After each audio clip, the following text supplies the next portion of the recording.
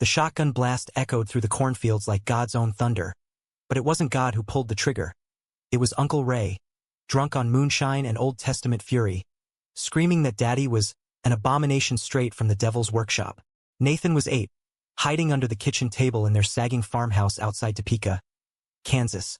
His small hands clamped over his ears as the family wailed and lied to the cops. He took his own life, poor soul, couldn't face the shame. Decades later, on a rain-slicked Brooklyn sidewalk, Nathan's phone buzzed with a single text from an unknown number. "Your father's name is Elias Hawthorne.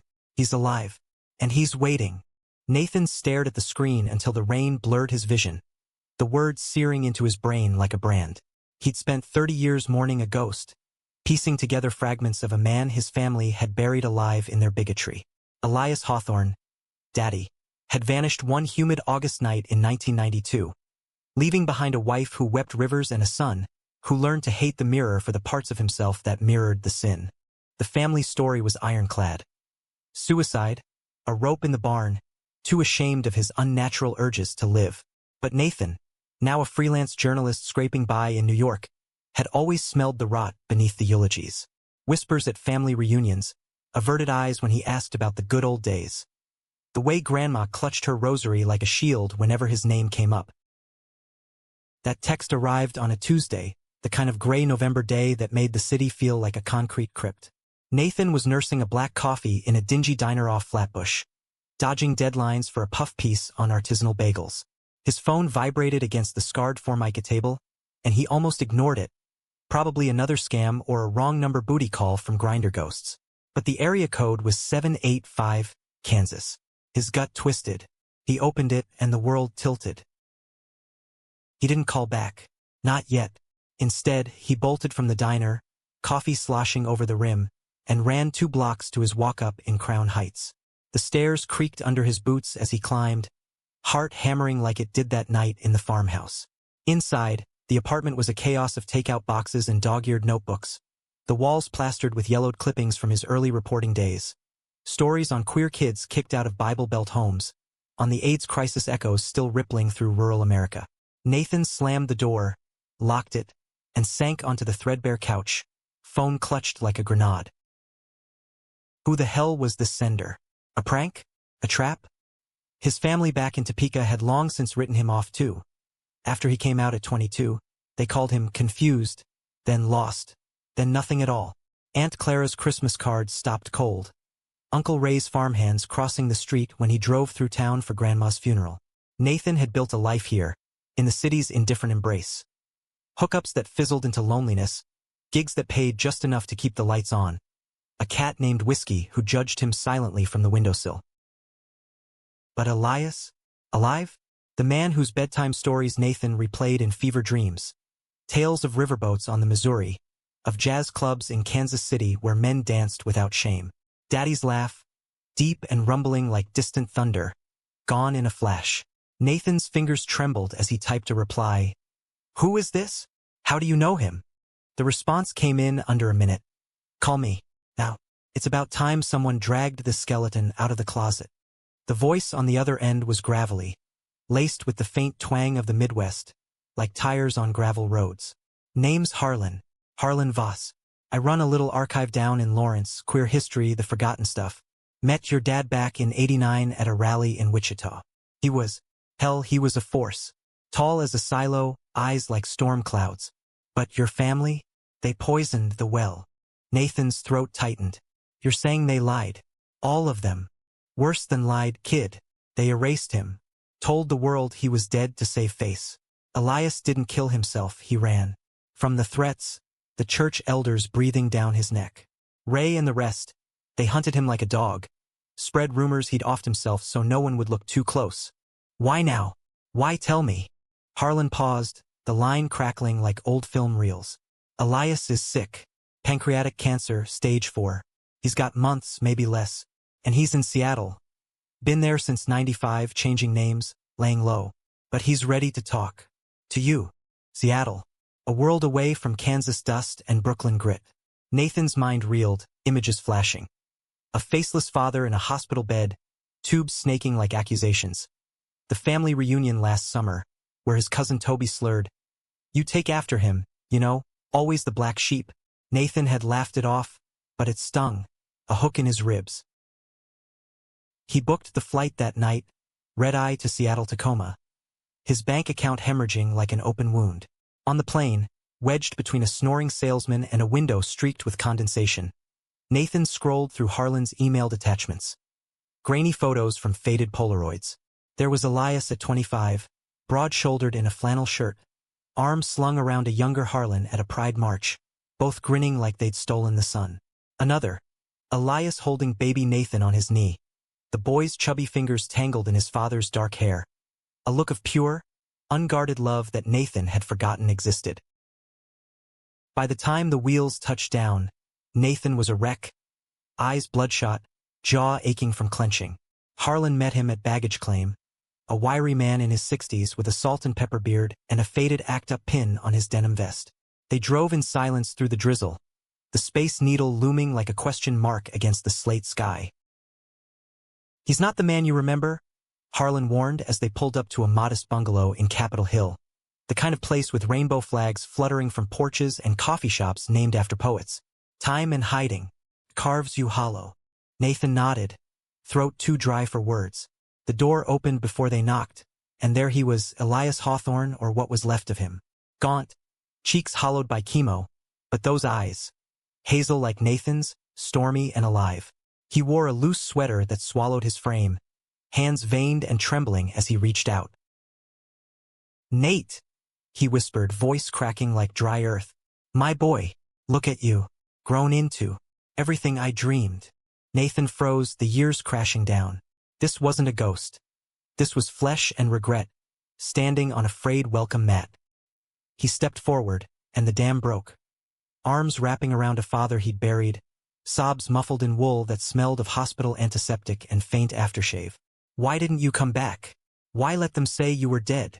Elias pulled away just enough to cup Nathan's face, thumbs brushing tears. "I thought it was kinder. For you. They would have turned you against me, poisoned you like they did everyone else. But God, Nate, I watched from afar. Every milestone I was there in spirit. Your graduation, that first byline in the Times. Proud doesn't cover it." They talked for hours, cross-legged on the living room floor amid stacks of medical bills and dog-eared novels. Steinbeck and Baldwin, spines cracked from love. Elias spilled it all. The affair with a farmhand that Uncle Ray discovered. The midnight confrontation with a shotgun leveled at his chest. The frantic drive west in a rust-bucket Chevy, penniless and terrified. He'd hitched to Seattle, found work as a dock loader, fell in love with a barista named Theo who taught him to live again. Until AIDS claimed Theo in '94, leaving Elias shattered, reinventing himself as Eli Grant to outrun the grief. Nathan listened, anger bubbling beneath the ache. "They told me you hanged yourself. Made me light a candle every birthday, pray for your soul. And me, when I came out, they said it was your curse, haunting us." Elias's face crumpled. "I never stopped loving you. Or your mom. God rest her. She knew, Nate. She helped me go, slipped me cash, covered the tracks. But Ray, he was the devil in sheep's clothing. Turned the whole clan against us." As dusk fell, painting the room in bruised purples, Nathan felt a crack in his armor. A tentative bridge over the chasm of lost years. But Harlan's warning echoed. Elias was fading fast. And back east, the family loomed like storm clouds, unaware their lie was unraveling. That night, Nathan crashed on the couch, dreams tangled with shotgun blasts and rainbow flags. Morning brought coffee and a decision. Call home. Confront the ghosts. The dial tone buzzed like a hornet in Nathan's ear as he punched in Aunt Clara's number from the cracked screen of his childhood home phone, memorized despite the years. It was 6 a.m. Seattle time, 8 a.m. back in Topeka, the hour when the sun clawed over flat fields, and Clara would be kneading dough for her infamous biscuits, humming hymns to drown out regrets. She picked up on the third ring, voice syrupy with surprise. "Nathan? Lord, boy, it's been. What? 3 Christmases. Cut the crap, Aunt Clara." His words sliced through the pleasantries, sharper than he'd intended. Elias sat across the kitchen table, nursing a mug of weak tea, his eyes, those shared hazel storms, locked on Nathan like he was anchoring a lifeline. "I know about Dad, that he's alive, that you all lied. Silence stretched, thick as Kansas humidity. Then, a gasp, theatrical and rehearsed. What on earth are you on about? Your father, God bless him, passed when you were knee-high. We buried him proper, with the preacher and all. Nathan's grip tightened, knuckles whitening. Don't. Harlan Voss called. Photos, stories. Dad's been in Seattle all this time. You helped him leave, didn't you? Covered it up so Uncle Ray wouldn't hunt him down like an animal. Clara's breath hitched. A sob or a scoff. Hard to tell over the line. Harlan? That sodomite agitator? Lies all of it. Nathan, honey, you're chasing ghosts. Come home. We'll talk. Pray it out. Pray? Like you prayed him into a grave. Nathan's voice cracked. The boy under the table resurfacing, small and furious. He has cancer, Clara. Months left. And you stole that from me. From us. The line went dead. Click. Nathan hurled the phone across the room. It clattered against the fridge, screen spiderwebbing. Elias reached for him, but Nathan recoiled, pacing the linoleum like a caged wolf. She hung up, just like that. They're circling the wagons. Elias sighed, the sound heavy with decades of swallowed truths. They always do. Ray's the ringleader. Still preaches fire and brimstone at that megachurch off I-70. Calls me the family curse. Says my perversion killed your mom young. Heart attack at 52. But in his Bible, it's judgment. Nathan stopped, fists balled. Mom. Soft-spoken Ruth, with her wildflower gardens and secret stashes of romance novels. Harlequins with shirtless hunks that she'd blush over while ironing his Little League uniform. She died when he was 15, whispering on her deathbed, "Find your light, Nate, wherever it leads." He'd thought it was about faith, not flight. Now it burned different. "We have to go there," Nathan said, the words tumbling out unbidden. "Face them, before it's too late." Elias shook his head, frailty etching deeper lines. "I can't, son. Docs say travel's off the table. But you, if you go, take this." He slid a manila envelope across the table, yellowed and sealed with wax. "Letters. Ones I wrote you but never sent. And proof. Ray's old journal, swiped by your mom before she passed." He confessed it all. The bluff with the gun, the fake suicide note forged in church ink. Nathan's fingers brushed the paper electric. This could ruin them. Or heal us. Elias's smile was ghost thin. "Your choice, Nate. But whatever you do, don't let hate win. That's what they did to me." The flight back to Kansas was a blur of recycled air and regret. Nathan clutching the envelope like contraband. He rented a car at MCI, a nondescript sedan that blended into the endless highways, and drove south through wheat seas that whispered lies. Topeka sprawled unchanged. Strip malls with flickering signs, billboards for Jesus Saves and local steakhouses. The Arkansas River sluggish under overpasses. The Hawthorne Farm, no Voss Farm now, Ray's domain, sat on the outskirts, a sprawling acre of silos and sorrow. He arrived at dusk, gravel crunching under tires as he parked by the barn. The same one where the hanging supposedly happened. Lights glowed in the big house, silhouettes moving like actors in a bad play. Nathan stepped out, wind whipping his jacket, the envelope heavy in his pocket. Before he could knock, the door flew open, and there was Uncle Ray. 60-something but built like a bulldozer, face ruddy from whiskey and wrath, eyes narrowing to slits. "Nathaniel." The name dripped venom. "Heard you been stirrin' pots." Clara called, "Weepin' about your delusions. Get off my land, for I call the law." Nathan held his ground, chin up. Delusions? Like declaring a man dead for loving wrong? Dad's alive, Ray. And he knows. About the shotgun. The threats. Ray's laugh barked out, hollow. "Boy, you been suckin' that city poison too long. Your daddy was weak. Couldn't fight the devil in his britches. Blew his brains out right here." He jerked a thumb at the barn, shadows lengthening like fingers. "Liar." Nathan yanked the envelope free, thrusting it forward. "Mom's copy of your journal. Page 47. Elias fled like the coward he is. We'll say he swung from the rafters. End this queer shame. Your words, Uncle." Ray's color drained, then surged back purple. He snatched the papers, scanning with trembling hands, then tore them to shreds, confetti scattering on the porch like bloody snow. "Burn it all you want. Ain't no proof lasts. And you, parading your filth in New York? You're the real curse. Get gone, or I'll finish what I started with him. The door slammed, locks clicking like gun cocks. Nathan stood frozen, shreds at his feet, the rejection a fresh scar. He drove to a motel on the edge of town. The Prairie Rose Inn, neon buzzing vacancy, like a siren's call. Inside, the room smelled of bleach and despair. Lumpy bed, TV bolted to the wall playing infomercials for miracle cures. He collapsed, scrolling contacts until one name glowed. Alex. Alex Rivera, the photographer he'd met 6 months back at a queer-lit reading in Park Slope. Cuban-American firecracker with ink-sleeved arms and a camera that captured souls, not poses. Their first date had been tacos and tequila, laughing over shared scars. Alex disowned at 17 for kissing a boy behind the bleachers in Miami. They'd fizzled into friends with benefits.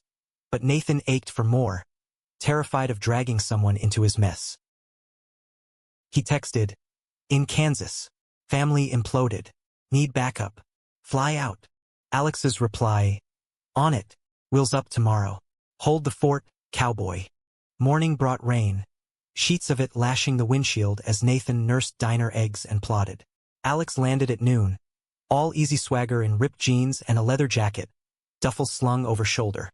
They hugged in the terminal, brief, charged, Alex's stubble grazing Nathan's cheek, stirring embers long banked. "Talk to me," Alex said over greasy hash browns, his dark eyes steady, lens sharp. Nathan spilled it, the text, the reunion, Ray's rage. They're circling Alex, protecting the lie like it's holy. Then we expose it. Alex's grin was wolfish. "I've got contacts, out magazine, maybe a podcaster. But first we get your dad here. Virtual if he can't travel. Make M face the living proof." The plan coalesced over refills. Drive to Lawrence, link with Harlan for more artifacts. Then storm the family manse with cameras rolling, a digital reckoning. But as they hit the road, thunder rumbling, Nathan's phone lit up. Clara again, voice small. "Come to the church. Alone. 7 p.m. We talk. No cameras." Alex arched a brow. "Trap? Or olive branch?" Nathan's gut churned. "I go. You shadow." The First Baptist loomed like a fortress, steeple piercing low clouds, parking lot empty save for Clara's old Buick. Inside, the sanctuary smelled of polished pews and stale incense, stained glass casting bloody hues. Clara waited in the front row, Bible open, flanked by Cousin Toby. Now a deputy, badge glinting like judgment, and Ray, arms crossed, a monolith of malice. "Nate," Clara murmured, patting the seat. "Sit. Let's pray this away." No prayers. Nathan stood tall, envelope remnants metaphorically in fist. "Just truth. Dad's dying. He wants peace. You owe him that." Ray snorted. "Peace? For a butt boy who abandoned his blood? We saved the family name, boy. Buried the scandal deep." Toby shifted, uneasy. "Uncle Ray." "Quiet." Ray bellowed, rising like a tidal wave. "This ends tonight.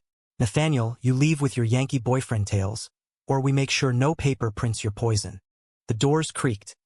Alex, slipping in quiet, phone recording discreetly. But Ray spotted him, veins bulging. "Filth. Both of ya." Chaos erupted. Ray lunging, Toby grabbing his arm, Clara shrieking scripture. Nathan shoved back, a wild swing clipping Ray's jaw. The same jaw that had bellowed threats decades prior. Fists flew, pews toppling like dominoes of deceit. Alex tackled Toby, camera tumbling but capturing the fray. Holy men unholy, lies laid bare in pixels. Sirens wailed distant as they fled into the storm, bruised and breathless. In the car, Alex's hand found Nathan's knee, warm anchor. "You okay?" Nathan laughed. Manic. Alive. Finally. The road blurred, freedom's taste sharp on his tongue. But back in Seattle, Elias waited, clock ticking. And the real storm brewed, not rain but revelation. Nathan's bruises bloomed purple under the harsh fluorescence of SeaTac's arrivals hall. A map of the melee etched on his ribs like war paint.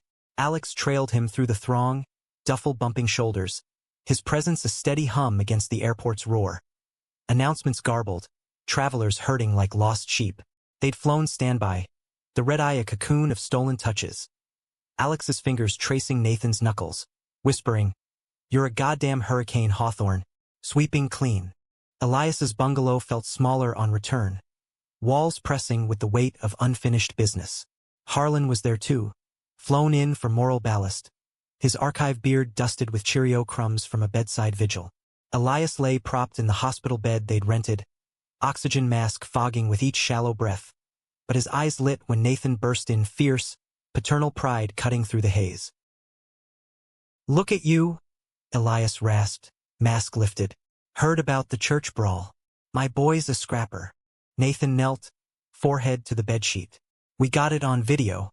Ray unhinged, Clara crumbling. "It's viral already. Outs running a teaser, podcasters circling like vultures." Elias's laugh wheezed, hand frail on Nathan's crown. "Vindication tastes bitter, son. I ran to protect you, not start a war." Alex hung back, unpacking takeout. Sushi from a Capitol Hill hole in the wall, Elias's favorite since Theo introduced it. "War's half fought," he said, plating rolls with surgeon's precision. "Now we heal, or at least, document it pretty." Dinner was a fragile ritual. Chopsticks clinking, stories unfurling like bandages. Harlan regaled with 80s glory, clandestine bars in Wichita basements, where Elias had first kissed a man under disco lights, heart pounding to Gloria Gaynor. "Your dad was electric," Nate danced like he was daring lightning. Elias blushed, chemo-pale cheeks flushing.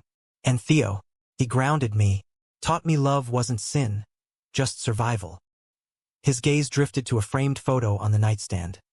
Him and Theo on a ferry to Bainbridge, wind-whipped and young, arms entwined against Puget Sound's blue. Nathan watched Alex across the bed, the way his lashes cast shadows when he laughed, the easy way he deferred to Elias's tales without pity. Something shifted in Nathan's chest. Not the old loneliness, but a bloom, tentative. Later, as Harlan snored on the pullout and Elias drifted to morphine dreams, Nathan and Alex stepped onto the dew-slick porch, city lights twinkling like distant confessions. "You didn't have to come," Nathan murmured, breath fogging the chill. "This mess, it's bottomless." Alex leaned against the rail, cigarette glowing cherry red. "Mess? Nah, it's you. Raw, real. The kind of story that sticks." He stubbed the smoke, turning, eyes dark pools. "And maybe, I'm sticking too." Their kiss ignited slow, rain-kissed, Alex's hands framing Nathan's face. Thumbs on cheekbones, gentle as if handling fragile film. It deepened, tongues tentative then bold, bodies aligning like puzzle edges long lost.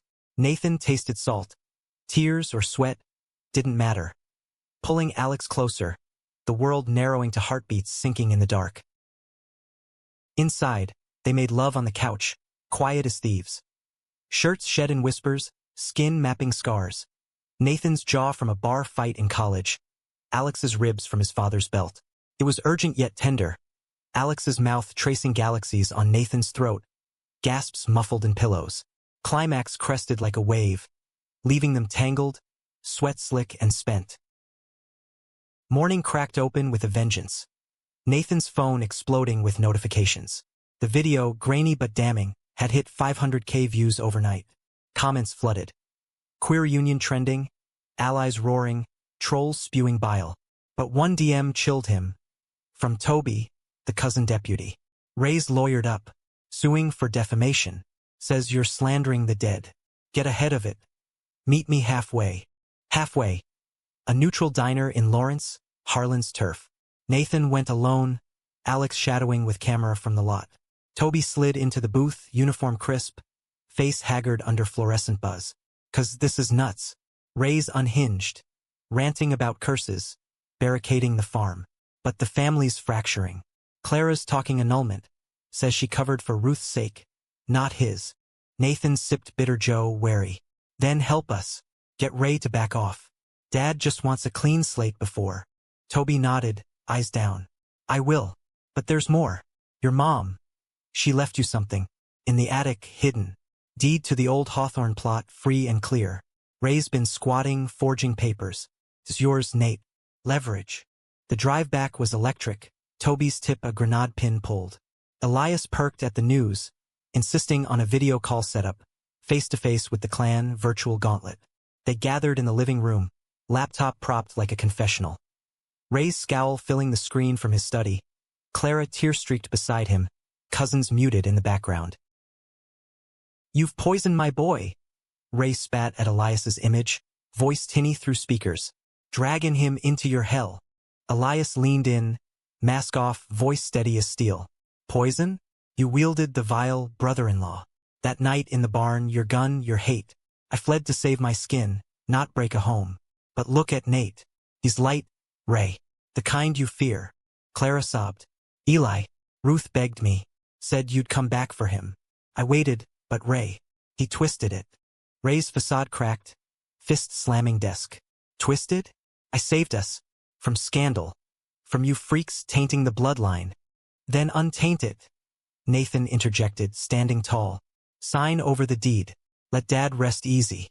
Or the video drops full, your journal pages digitized by Harlan. World sees the monster." The call devolved. Ray's curses, Clara's pleas, Toby's off-screen murmurings. It ended in stalemate, screen black, but the seed was planted, doubt worming through their fortress. That night, as snow dusted Seattle's evergreens, a rare white Christmas Eve, Nathan and Alex walked to a nearby park, Elias bundled in a wheelchair, Harlan pushing with gruff care. Strings of lights draped bare branches, carols drifting from apartments, the city soft in surrender. Under a gazebo, Elias pulled Nathan aside, voice a thread. "If I go soon, promise me, live loud, love fierce. For Theo, for me." Nathan choked, hugging tight. "I will.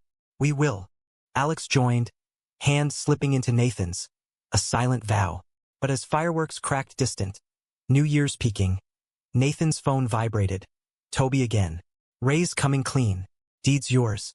But he's demanding one thing, a family burial. For the lie's sake." Burial. The word hung like smoke. Closure or final betrayal. The deed arrived FedEx 2 days later, crisp vellum in a manila sleeve, signed in Ray's crabbed scrawl, Raymond T. Voss, relinquishing claim to the 10 acres that birthed Hawthorne blood. Nathan held it to the winter light filtering through Elias's curtains, the ink a reluctant absolution, but the attached note soured it. "Bury the past proper. January 15th. Or the world's got nothing but your circus." Elias read it aloud, voice rasping amusement. "Old bastards bargaining with ghosts. A funeral for a fiction. Poetic, in a twisted way." Nathan crumpled the paper, fury flaring. "It's control. One last puppet show with you as the corpse." But Elias's eyes, dimming daily, held a plea. "Or a door, son. Crack it for the ones who might walk through." Clara, Toby. They're not all Ray's clay. Alex, ever the archivist, nodded from his perch on the windowsill, camera idle for once. "Document it. Turn poison to power. I've got an editor at the Advocate breathing down my neck. Full spread if we play it right." The decision settled like snow. They'd go. Back to Kansas, Elias medevaced if the doc's greenlit, or Zoom eulogy if not. Nathan coordinated with hospice, chartering a med flight that drained his savings but filled his resolve. Harlan stayed behind, digitizing the archive, letters, photos, Ray's pilfered confessions, into a cloud vault, bulletproof against further shredding. The flight south was a vigil. Elias sedated in a gurney, monitors beeping hymns, Nathan and Alex flanking like sentinels. Turbulence jolted them over the Rockies, Nathan's hand seeking Alex's, fingers interlacing. A lifeline in the sterile hum. "Scared," Alex murmured, thumb circling Nathan's wedding ring knuckle, absent a band. Terrified, Nathan admitted, voice low, of losing him, of them winning somehow. Alex squeezed. "They won't. We've got truth. And us." Touchdown in Wichita brought a chill wind off the plains, the medvan ferrying them to a Topeka palliative wing, neutral ground, away from farm fangs. Elias stabilized, color flickering back. Enough for the service. January 15th dawn brittle, sky a sheet of tin. The cemetery on the old Hawthorne plot manicured anonymous. Headstone's uniform, save for the fresh-dug plot marked Elias Hawthorne, beloved father, 1957 to 2025. Lie etched in granite, but Nathan would speak volumes to counter it. The gathering was sparse. Clara in black wool, eyes puffy. Toby uniformed, awkward at the edges. Cousins milling like reluctant mourners. Ray loomed last, suit straining seams, face a thunderhead. No preacher, Nathan's call, opting for words over wafers. They lowered an empty casket, symbolic, hollow as the family's heart, into earth that drank winter melt. Nathan stood at the head, notes trembling in gloved hands, Alex's lens capturing from the perimeter, unobtrusive as shadow. Today we bury a lie, Nathan began, voice carrying crisp over sniffles. Elias Hawthorne didn't die in shame. He lived in exile, chased by fear into silence. But he loved fiercely without apology. Loved me, from afar, through every scraped knee and coming out storm.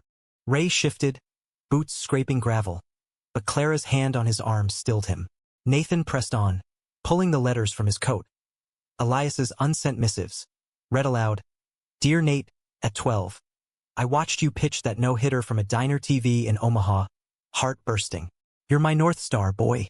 Shine on." Gasps rippled, Toby's eyes widening, a cousin dabbing tears. He wasn't dead. He was denied. By us. Nathan's gaze pinned Ray. "Uncle, your gun, your gospel," they loaded the chamber. But Dad disarmed it with dignity. Ray's jaw worked, silence his confession. Then, Clara rose, voice quavering. "Ruth knew. Made me swear to watch you, Eli. I failed. Forgive me." She approached the grave, tossing a wildflower. Not a rose, but a daisy from Mom's garden beds, into the void. The dam broke then. Murmurs to sobs, Toby pulling Ray aside in heated whispers. Nathan stepped back, spent, as Alex's arm slipped around his waist. Solid, unspoken support. But Ray broke free, stalking forward, envelope in hand. Not the deed, but a check, 5 figures, scrawled hasty. For medical, for whatever. End this. Nathan took it, not triumph, but truce. It's a start. As dusk bled the sky crimson, the crowd thinned, leaving Nathan, Alex, and Elias's nurse at the plot. Elias, too weak for the outing, watched via live feed from his room, texting thumbs-up emojis like a digital pat. Proud kid. Now home. But home fractured further that night. Back at the motel, upgraded to a suite with Alex's freelance advance. Nathan's phone rang. Clara, hysterical. Ray's gone mad. Shot up the barn, screaming about curses. Toby's arresting him, but he named you in the will. Everything, the farm, the land. If you want it. Nathan laughed, hollow. The poisoned gift. Alex pulled him close on the king bed, sheets crisp against exhaustion. Take it, or burn it, but don't let it own you. Their lovemaking that night was slow, reverent. Body's a bomb. Alex's whispers in Spanish laced with English vows. Te quiero, Nate. Stay with me. Dawn brought clarity. Sell the farm, fund a queer youth center in Topeka. Elias's legacy, thorns to roses. Toby confirmed. Ray in custody for the rampage, charges pending. Clara called again. Contrite. We'll testify. Truth at last. Seattle reclaimed them, the med flight a victory lap. Elias rallied briefly, enough for a backyard barbecue.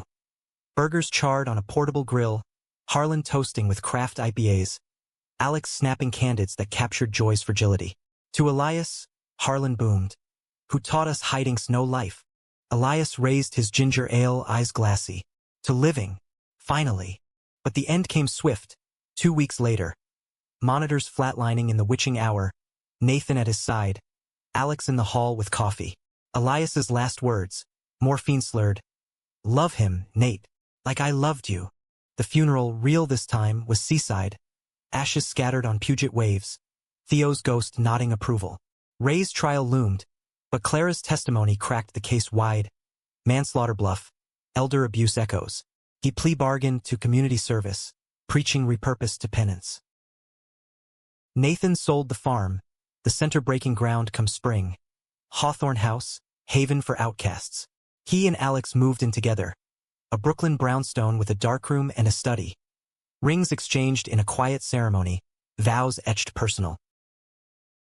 Years on, Nathan stands at the center's ribbon cutting, Alex's hand in his, a new hook in his ear glinting sun. The plaque reads, For Elias, unburied, unbroken.